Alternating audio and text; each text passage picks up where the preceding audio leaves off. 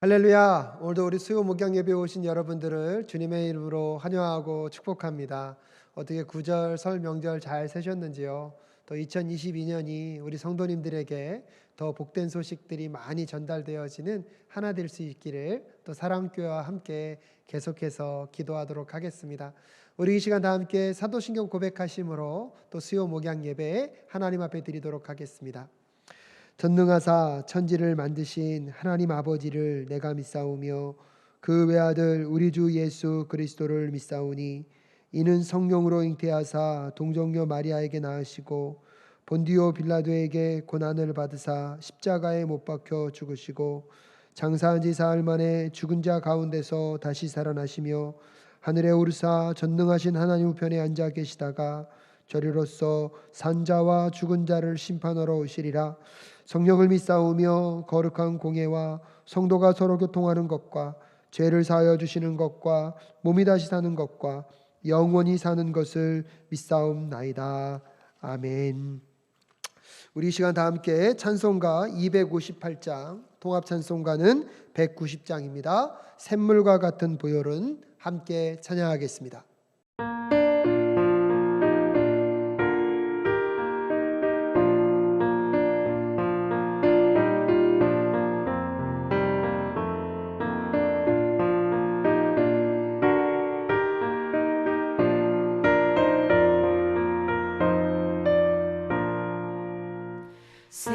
샘물과 같은 보혈은 주님의 피로다. 보혈의 죄를 씻으면 정하게 되겠네. 정하게 되겠네. 정하게 되겠네.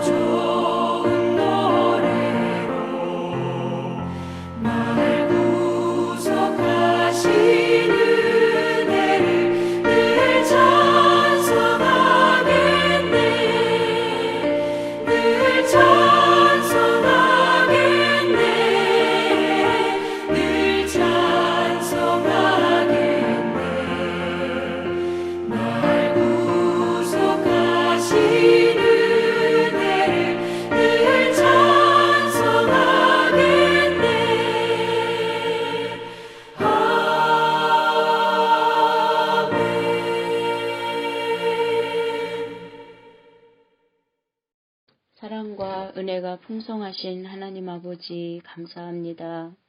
코로나로 어려운 상황 가운데서도 지금까지 인도하심을 감사합니다. 오늘도 우리의 죄와 허물을 십자가의 보혈로 용서하시고 아바 아버지라 부르며 살아계신 하나님께 예배할 수 있는 특권을 허락하신 하나님 아버지 감사합니다. 사랑교회를 지금까지 인도하신 에베네셀의 하나님, 우리 교회가 구원의 방주가 되게 하시며 영생 주시고자 하는 자들을 전도하여 주님 앞으로 인도하기에 부족함이 없도록 영원 사랑하는 마음을 주옵소서. 카이로스를 통하여 하나님의 사랑을 흘러보낼 때 마음이 어렵고 상한 자들, 지친 영혼들이 마음을 열고 하나님의 때 카이로스의 구원의 주님을 만날 수 있도록 역사하여 주옵소서. 하나님 아버지, 연약하고 부족한 저희들을 충성되이 여겨 귀한 사역을 맡겨주심을 감사합니다. 일보다 열심보다 사역이 앞서지 않게 하시며 화목함으로 말씀의 기준이 되어 사역을 감당하게 하옵소서. 하나님 아버지, 다음 세대를 세우며 나아가는 교육부서가 되게 하옵소서. 마땅히 행할 길을 가르치며 믿음의 본을 보이며 가정에서부터 교육이 이루어짐으로 하나님의 함께하심을 경험하며 주님을 신뢰하며 저들의 인생관, 구원관, 가치관, 세계관이 진리의 말씀 위에 세워지며 평생에 하나님을 찬양하며 나아가는 자녀들이 되게 하옵소서. 하나님 아버지, 이 나라의 민족을 불쌍히 여겨 주옵소서. 대선을 앞두고 있사오니 선거에 개입하여 주셔서 선하신 길로 인도하실 줄 믿고 감사를 드립니다. 오늘도 진리의 말씀, 생명의 말씀을 전하시는 목사님, 말씀을 통하여 치유하시며 회복해 하시는 하나님을 경험하며 주님만이 생명의 근원이 되시며 우리 삶의 모든 것 되심을 찬양하게 하옵소서. 길이요 진리요 생명이신 주님을 신뢰하며 주님 앞으로 날마다 나아가는 삶이 되게 하옵소서. 예수님의 이름으로 기도드립니다. 아멘. 오늘 우리가 함께 나눈 하나님의 말씀인 마가복음 5장 21절부터 43절까지의 말씀입니다.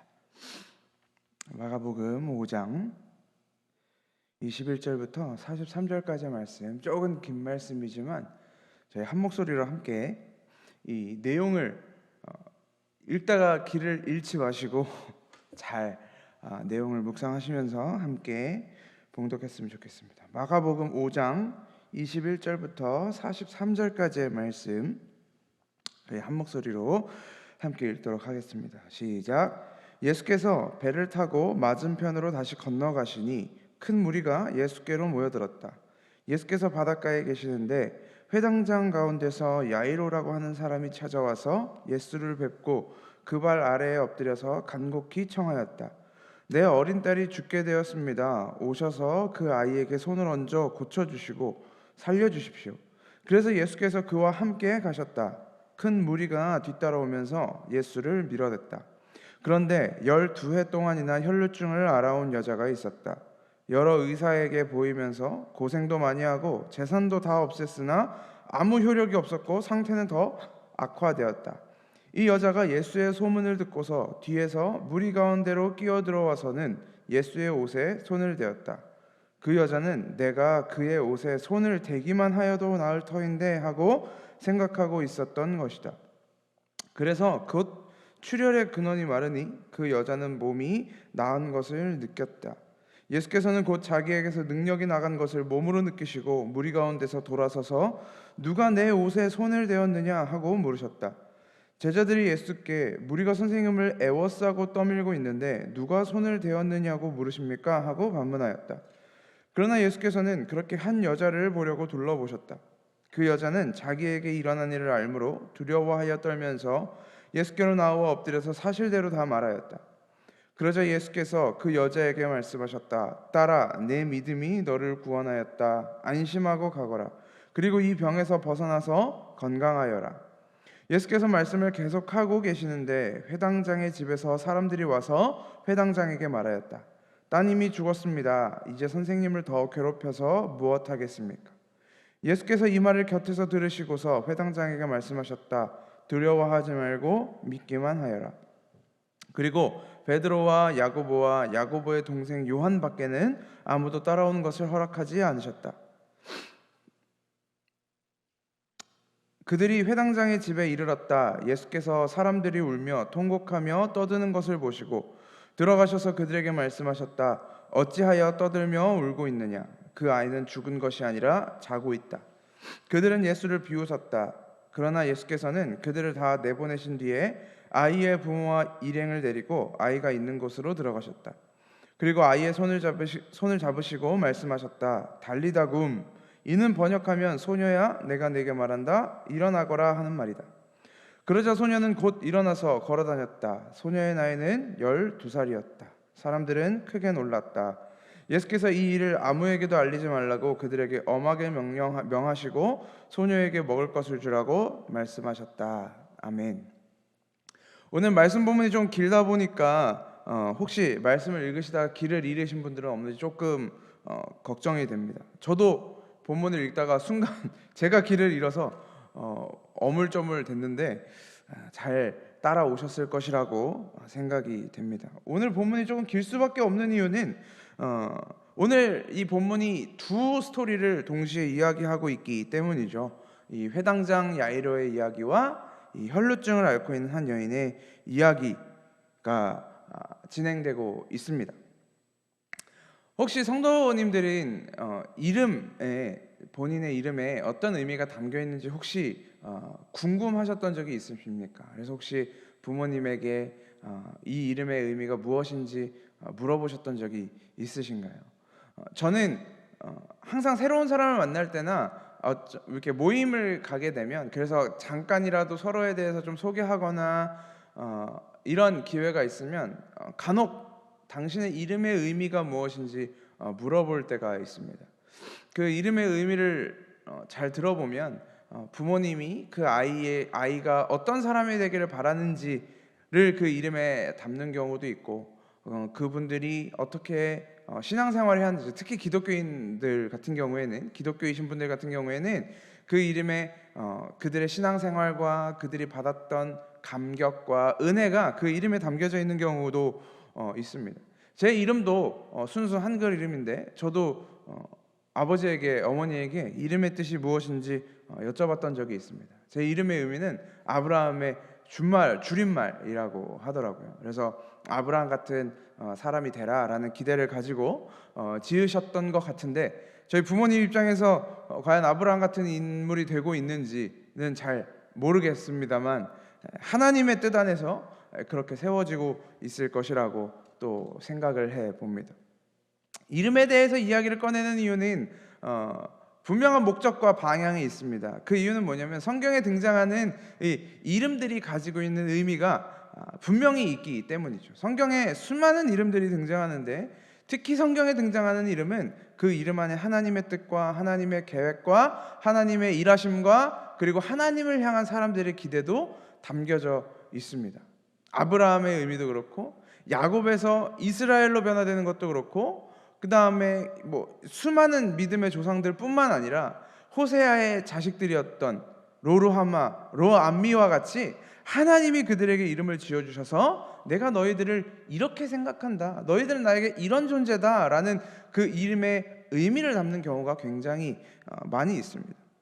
이 스토리에서, 오늘 저희가 함께 읽은 스토리에서 유일하게 이름이 누구인지 밝혀진 사람은 야이로입니다. 회당장 야이로. 근데 엄밀히 살펴보면 이 전체 이야기 속에서 야이로가 차지하는 부분은 그렇게 크지 않아 보이거든요. 오히려 병에서 노임을 받고 이 죽음에서 살아난 이 여자아이의 이름이 공개되는 것이 더 예수 그리스도의 기적과 사역을 부각시키기엔 더 좋지 않을까라는 생각이 드는데 오히려 그 여인들의 이름은 등장하지 않고 그 여인의 딸의 아버지 야이로의 이름만 등장한다는 것이죠. 이 야이로는 회당장이라고 합니다. 이 유대인들이 종교 생활을 하는 데 있어서 중심이 되는 것은 단연코 성전이죠. 그런데 그것이 꼭 성전에서만 이루어진 것은 아니었습니다. 성전은 예루살렘 도시 안에만 존재했기 때문에 이 각지에 흩어져 있는 유대인들, 이번에도 이제 설 명절이라서 각자 자리에 흩어져서 각자 코로나 때문에 이제 못 가신 분들도 있으시겠지만 각자의 고향과 부모님의 집에서 혹은 여행지에서 예배를 드리고 또 가정 예배를 드린 분들이 있겠지만, 그런 이 유대인들을 위해서 어디에 있어도 하나님의 말씀을 듣고 하나님을 예배할 수 있는 곳을 필요로 했고, 그래서 만든 곳이 바로 회당이었습니다.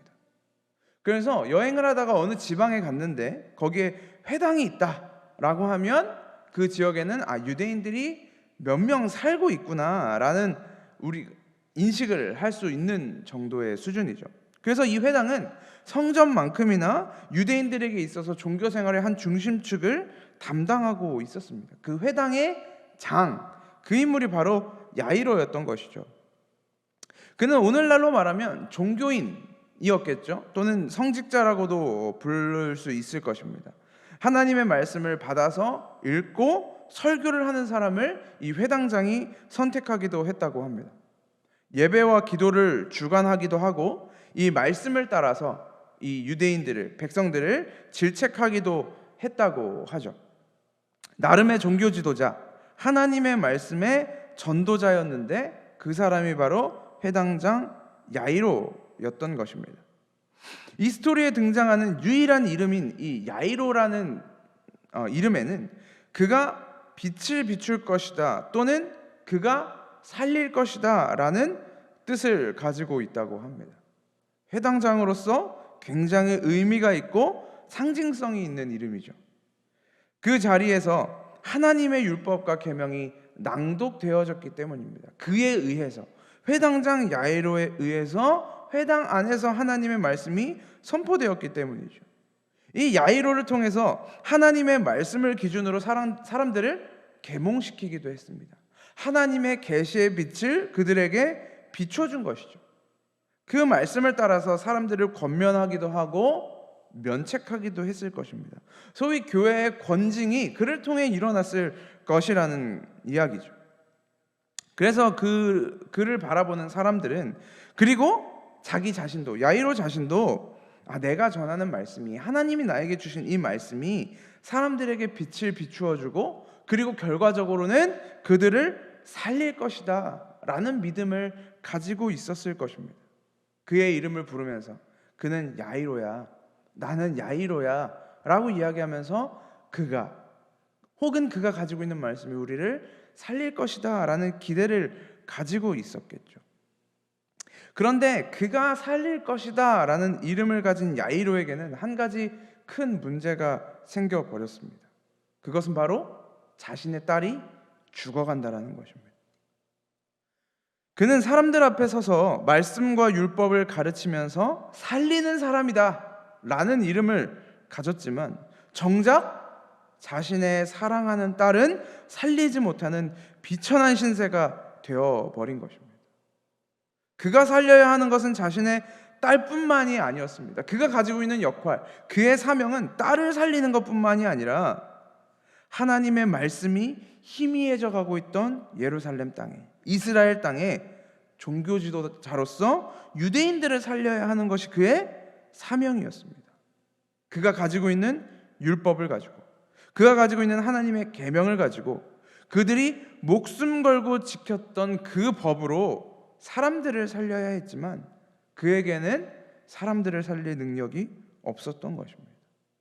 자신이 가지고 있는 것으로는, 자기가 이걸 내가 가지고 있으면 사람들을 살릴 수 있을 것이다 라고 믿었던 그것들을 가지고, 그 재료들을 가지고 사람들을 가르치고 그 사람들 앞에 서서 그 말씀을 내어놓으면서 막 떠벌리고 다녔지만 정작 자신은 앞에서 자기 이야기를 듣고 있는 유대인들뿐만 아니라 자신이 가장 사랑하는 사람조차 살릴 수 없는 처량한 아빠, 비참한 교사, 그 모습이 지금 유대인의 종교 지도자 회당장 야이로의 모습이었습니다.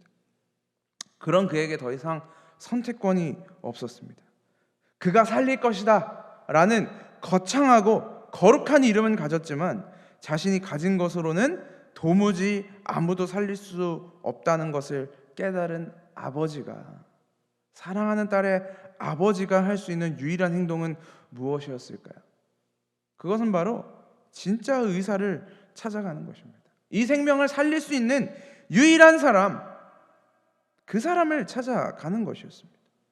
무력한 아버지, 무력한 종교 지도자, 무력한 구원자는 그렇게 진짜 구원자 앞으로, 진짜 생명을 가진 자 앞으로, 예수 그리스도 앞으로 다가올 수밖에 없는 것입니다. 그리고는 예수에게 부탁합니다. 내 딸을 살려주십시오. 이제는 그의 이름이 진짜 야이로가 되는 것입니다. 그전에는 사람들이 야이로를 바라보며 그가 살릴 것이다 라고 이야기했지만, 그가 예수를 찾아옴과 동시에, 예수가 그를 찾아옴과 동시에 그의 이름이 그가 살릴 것이다, 그가 살릴 것이다, 그래 예수가 살릴 것이다 라는 믿음의 고백으로 변화되어지는 것입니다. 오늘을 살아가는 우리의 믿음은 어떨까요? 신앙생활을 1년, 2년 했을 때는 우리 성도님들은 기억이 안 나실 수도 있겠지만, 처음 정말 믿음을 받아들이고 이 감격과 은혜가 충만했었던 때가 잘 기억이 안 나실 수도 있지만, 너무 오래돼서, 더군다나 또 모태신앙으로 태어난 저 같은 경우에는 언제 어떻게 이 하나님의 은혜가 정말 깊이 다가왔는지 사실 기억도 잘 안 나지만, 그때를 생각해 보면 하나님을 찬양하는 것도, 기도하는 것도, 기도할 때 아버지라고 부르는 것조차도 너무나 감격스럽고, 모든 것을 하나님이 나에게 주신 것만 같아서 눈물을 흘리고 감격하고 기뻐하지는 않았습니까? 그런데 이런 기간이 10년, 20년, 30년 늘어나면서 우리의 믿음의 방향이, 우리 감격의 방향이, 우리 신앙의 방향이 조금씩 달라집니다. 그 자리에 계속 머물러 있으면 안 될 것 같다는 그런 부담감 때문이죠. 언제까지 거기 주저앉아서 감동하면서 울고만 있을래? 네가 하나님의 부름을 받고 예수 그리스도의 구원을 받고 네가 살아난 지가 언젠데 아직도 그 자리에 앉아서 감격만 하고 있을래? 이제 가서 너도 누군가를 좀 살려야 하지 않겠니? 이제는 너도 그 자리를 털고 일어나서 뭔가를 좀 해야 되지 않겠니? 라는 책임과 의무가 우리의 마음속에 조금씩 자리 잡기 시작합니다. 내가 살려야 되겠다는, 내가 저 사람을 살리고야 말겠다는 그 사명감에 밀려서 그렇게 조금씩 내가 받은 은혜와 감격으로부터 멀어지고 있지는 않습니까? 그게 점점 메말라가고 있지는 않습니까? 도무지 살 수 없는 우리의 인생, 도무지 살려낼 수 없는 그들의 인생을 예수 그리스도가 찾아오셔서 죽어가는 그들의 영혼을 살려내실 것입니다. 그 죽어가던 감격과 은혜를 예수님은 오늘도 우리 가운데 찾아오셔서, 오늘도 성도님들의 각자의 자리 가운데 찾아가셔서 살려내실 것입니다. 그곳이 가정이든 학교이든 직장이든 어디든 길거리든 교회든 장소는 상관없습니다. 예수님은 오늘도 우리를, 그리고 성도분들을 찾아내실 것입니다. 예수님은 오늘 그렇게 찾아온 야이로에게 딸을 부탁받고 그 야이로의 집으로 이동하고 있는데, 그 딸을 만나기도 전에, 지금 한시가 급한데 이 딸을 만나기도 전에 중간에 한 여자가 끼어 들어옵니다. 이 여인의 이름도 등장하지 않습니다. 성경은 그녀를 그냥 혈루증을 앓는 여인이라고만 소개하고 있습니다. 혈루증은 소위 하혈이라고 하죠. 계속해서 피를 쏟아내는 질병입니다.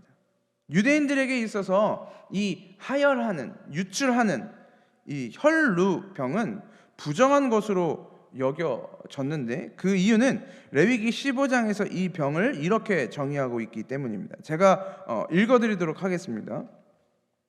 어떤 여자가 자기 몸이 월경 기간이 아닌데도 여러 날 동안 줄곧 피를 흘리거나 월경 기간이 끝났는데도 줄곧 피를 흘리면 피가 흐르는 그 기간 동안 그 여자는 부정하다. 몸이 불결한 때와 같이 이 기간에도 그 여자는 부정하다. 그 여자가 피를 흘리는 동안 눕는 잠자리는 모두 월경 기간에 눕는 잠자리와 마찬가지로 부정하고 그 여자가 앉는 자리도 월경 기간에 앉는 자리가 부정하듯이 모두 부정하다. 누구나 이런 것들에 닿으면 부정하다. 그는 옷을 빨고 물로 목욕을 하여야 한다. 그는 저녁 때까지 부정하다. 그러나 흐르던 피가 멎고 나서도 정하게 되려면 그 여자는 이래 동안 기다려야 한다. 그런 다음에야 정하게 된다.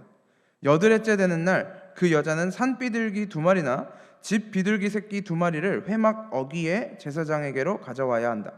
그러면 제사장은 그것들을 받아서 하나는 속죄제로 드리고 나머지 하나는 번제로 드린다. 제사장은 그렇게 함으로써 그 여자가 피를 흘려 부정하게 된 것을 주 앞에서 속하여 준다. 이게 레위기 15장에 등장하는 유출병, 피를 흘리는 병에 대한 하나님의 법입니다.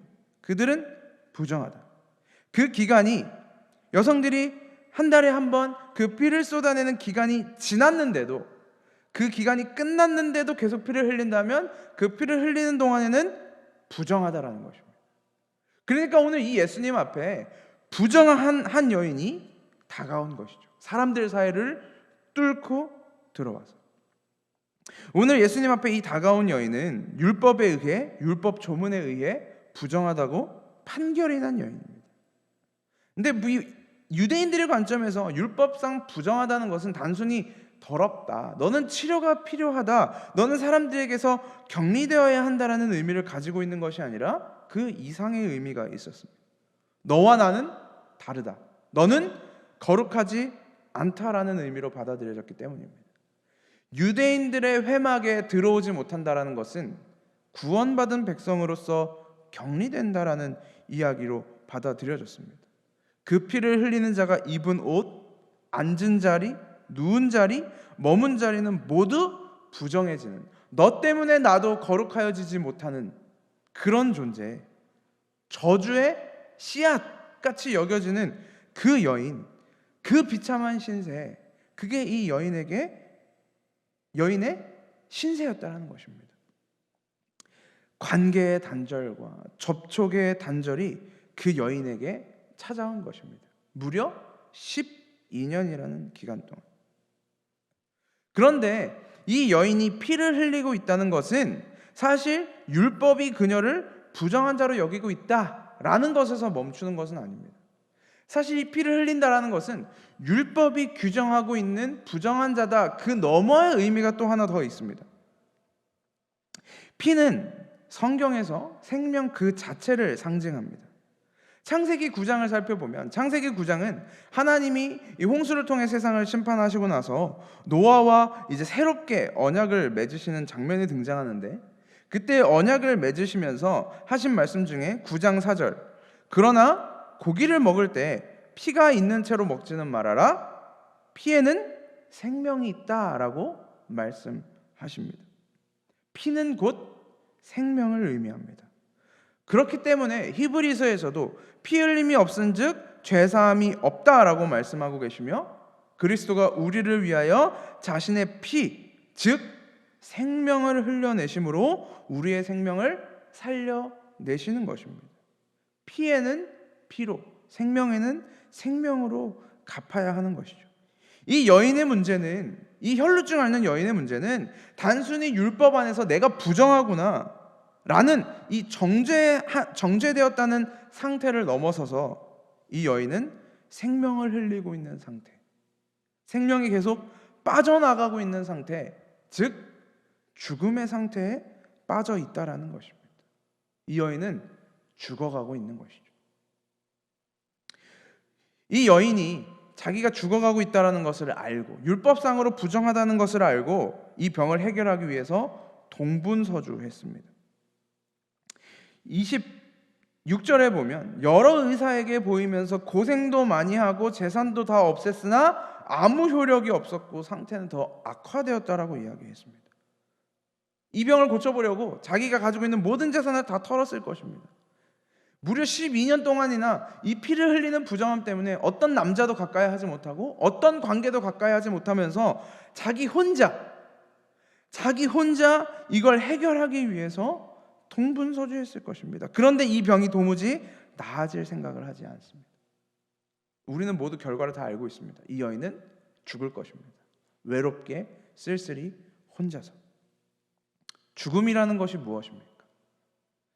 단순히 이 땅에서 숨이 멎는 것이 죽음일까요? 물론 그것도 우리는 죽음이라고 이야기합니다.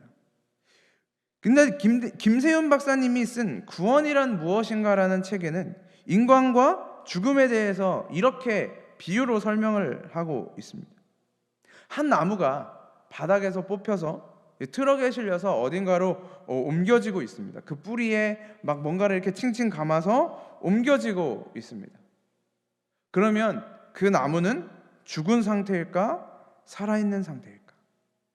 성도님들은 어떻게 생각하십니까? 그 나무는 죽은 상태일까요? 아니면 살아있는 상태일까요? 그 나무의 거대한 줄기 안에는 여전히 물이 남아있고 양분이 남아있고 그래서 생명이 있습니다. 그래서 여전히 그 나무에 풀이 맺어져 있고 잎사귀가 나올 수도 있습니다. 한동안은 말이죠. 그런데 그 나무가 땅에서 뽑혀 더 이상 양분을 먹을 수 없고 이제는 어떤 공급도 되지 않을 것이 명확하기 때문에 그 나무는 사실 이미 죽은 것입니다. 아직 자기 안에 남아있는 생명의 요소들이 있어서 아직 살아는 있지만 아직 숨은 쉬고 있지만 그 생명은 이미 종결이 난 것이라는 것이죠. 그 나무는 죽은 것이라는 이야기입니다.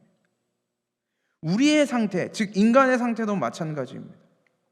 아담과 하와가 하나님 앞에서 범죄함으로 인간의 삶은 죽음으로 던져졌습니다. 죽음의 삶이 시작되었습니다. 그래서 우리는 모두 오늘도 죽음으로 달려가고 있습니다. 우리 중에 그 누구도 나는 죽지 않을 것이다 라고 말하는 사람은 없습니다.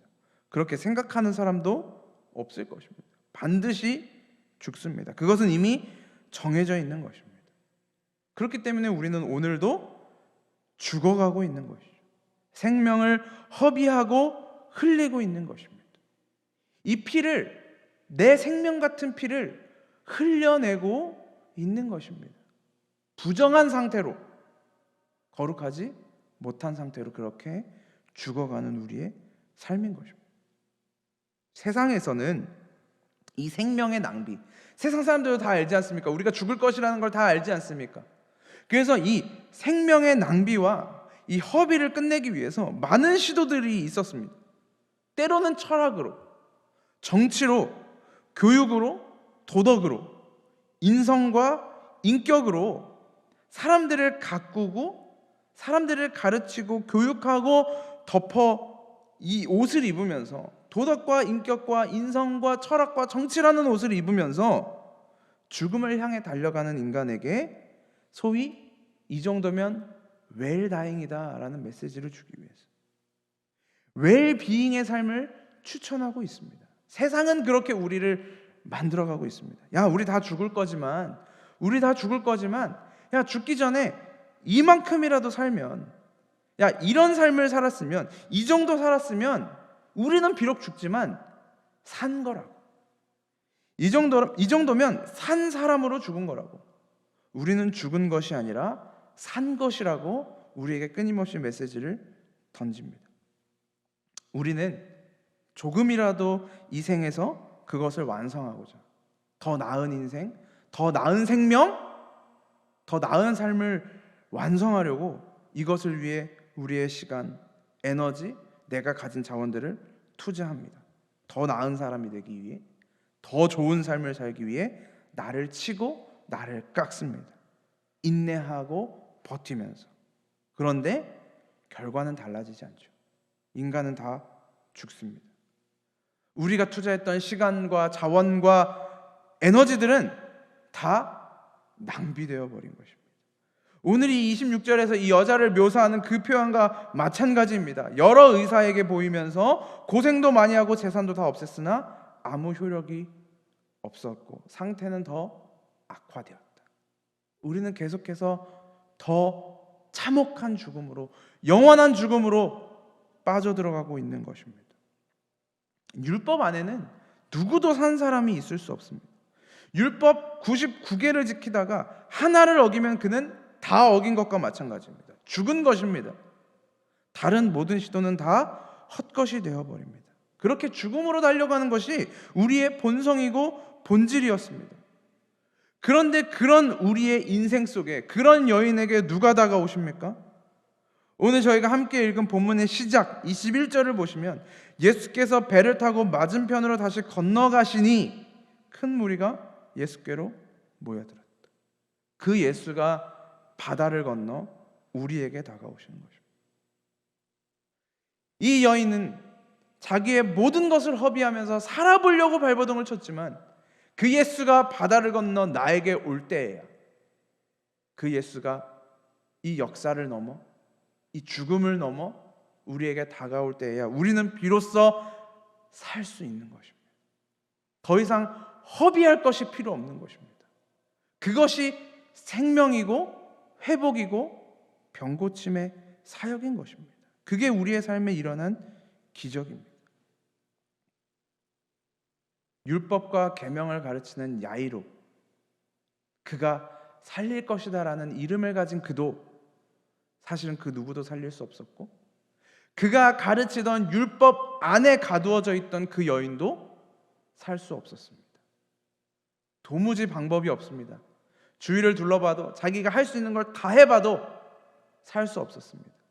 오늘 이 혈루증 앓는 12년 동안 혈루증 앓던 여인도 자기가 가진 재산을 다 허비해서 의사를 찾아가 봤는데 이 회당장 야이로는 안 찾아가 봤을까요?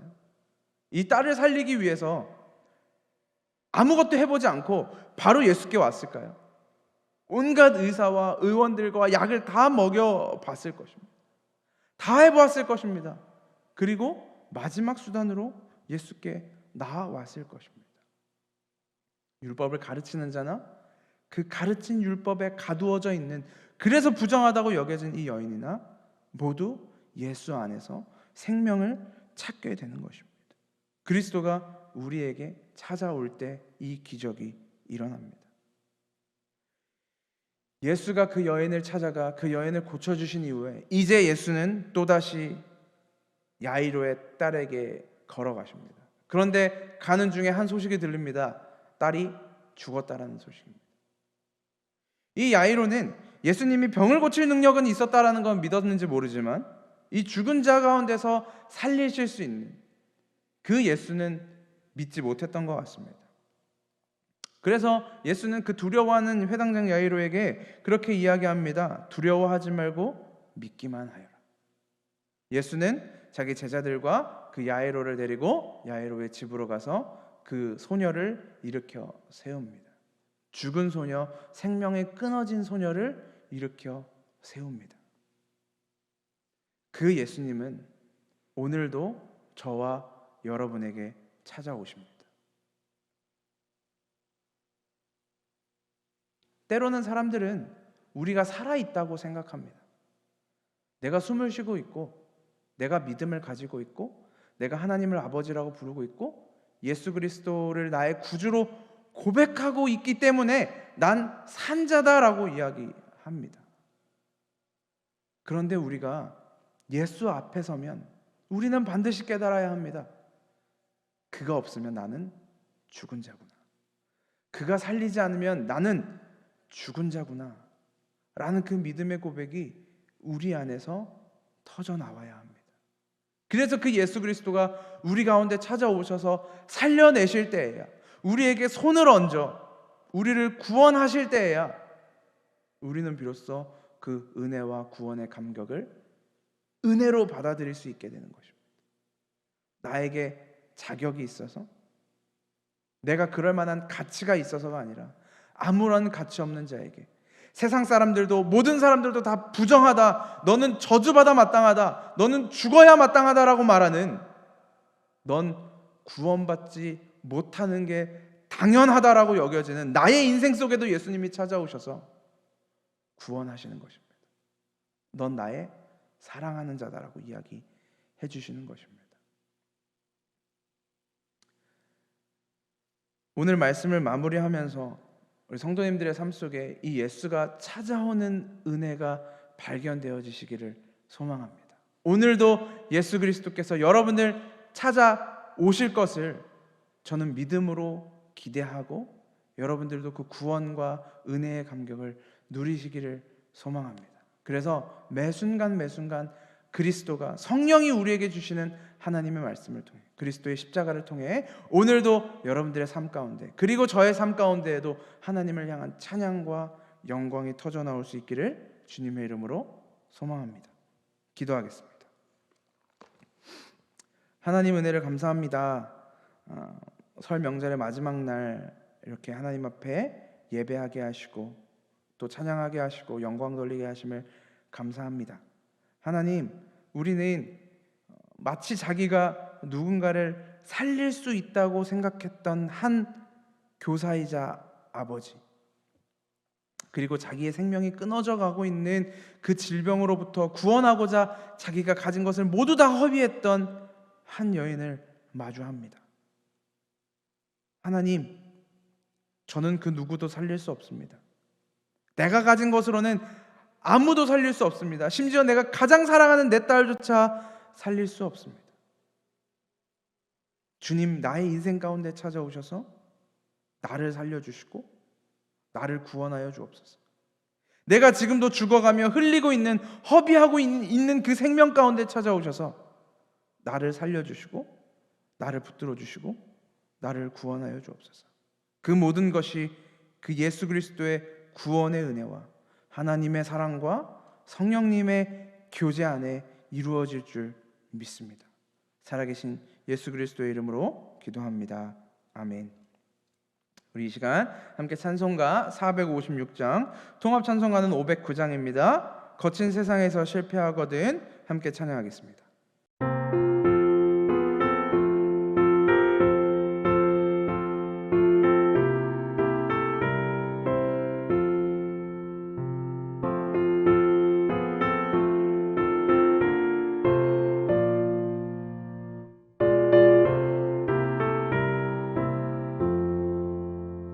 거친 세상에서 실패하거든 그 손 못자국만처럼 고된 일하다가 힘을 얻으리 그 손 못자국만처럼 그 손 못자국만처럼 그 손 주가 널 지키며 인도하시리 그 손 못자국만처럼 내가 어둠 속을 걸어갈 때에 그 손 못자국만처럼 주가 참 평안을 내게 주시리 그 손 못자국만처럼 그 손 못자국만처럼 그 손 못자국만처럼 주가 널 지키며 인도하시리 그 손 못자국만처럼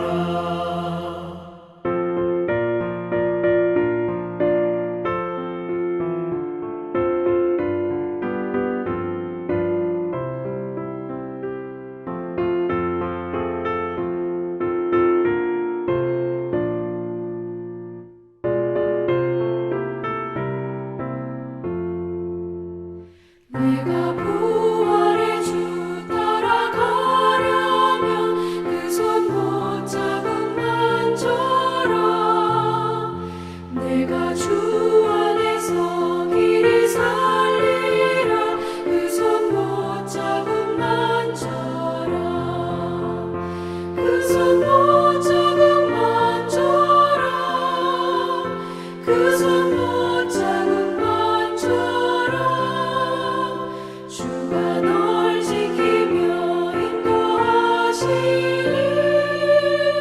그 손 못자국만처럼 너의 죄악의 짐 무거울 때에 그 손 못자국만처럼 마음 문 열고서 주를 모시리